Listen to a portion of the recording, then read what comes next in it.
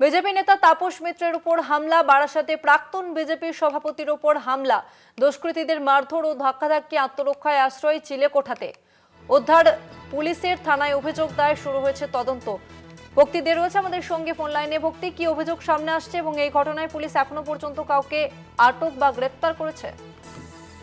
দেখো, তোমায় প্রথমে বলি, বিজেপির প্রাক্তন জেলা সভাপতি তাপস মিত্র উপর দুষ্কৃতী হামলা হয়েছে গতকাল রাতে। তিনি যখন একটি অনুষ্ঠান বাড়িতে গেছিল বারাসাতের কৃষ্ণপুর অঞ্চলে, সেই সময় শ্রীকৃষ্ণপুর অঞ্চলে বিজেপির আরেকটি গোষ্ঠী তার উপর চড়াও হয় এবং তাকে মারধর করে।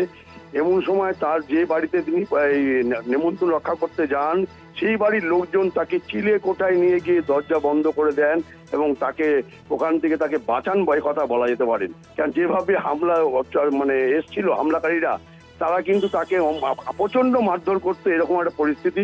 কিন্তু কিছু মার তিনি খেলো, তার পরবর্তীকালে তাকে চিলেকোঠায় নিয়ে যাওয়া হয়। তুমি জানো, গত সপ্তাহে এখানকার যে বর্তমান সভাপতি রাজীব পোদ্দার, তাকেও কিন্তু একটি গোষ্ঠী মারধর করে, তারপর তিনি হাসপাতালে ভর্তি হন। এরপর 4 জনকে পুলিশ গ্রেপ্তার করে মারের ক্ষেত্রে।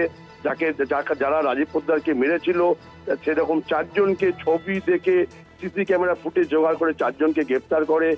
গতকাল রাতের ঘটনা, কিন্তু এখনো পর্যন্ত আটক বা গ্রেপ্তার পুলিশ সূত্রে জানানো হয়নি। তাপস মিত্র গতকাল রাতে তাকে হাসপাতালে ভর্তি না করিয়ে পুলিশ তাকে থানায় নিয়ে এসেছিল।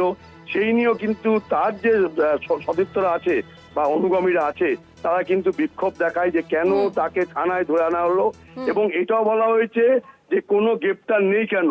এখন দেখার বিষয়, সারা রাত পর আজকে সকাল পর্যন্ত পুলিশ কি ব্যবস্থা নিয়েছে, কি তদন্তে কি উঠেছে, সেটা এখন দেখার বিষয়। বেশ, ধন্যবাদ তোমাকে ভক্তি।